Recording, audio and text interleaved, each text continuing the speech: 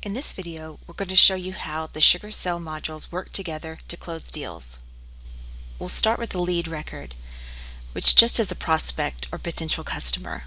Once we've qualified the lead, we can convert it to an account, a contact, an opportunity, or opportunity and revenue line item.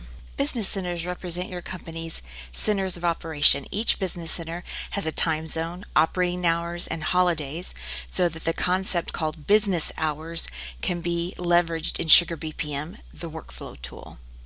Opportunities and revenue line items can also have forecasts linked to them, which allows your sales team to work towards a sales quota at an individual, team, and sales organization level. You will also have purchases and purchase line item records automatically or manually being created by the opportunity or revenue line item. Purchase records represent a single purchase or service that an account has purchased. The purchase line item represents every time the account has purchased that particular product or service. The quotes module consists of quotes which specify the quantity and the price per unit of product or service your organization is selling to your customers, while the quoted line items are the individual line items which make up your organization's sales quotes.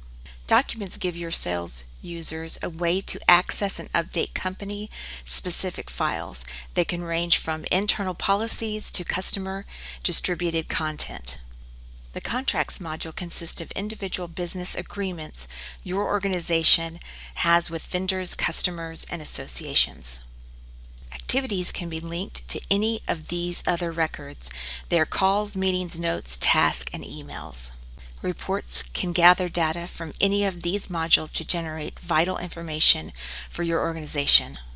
Now you should have a better idea of how the Sugar Cell modules work together to close sales deals.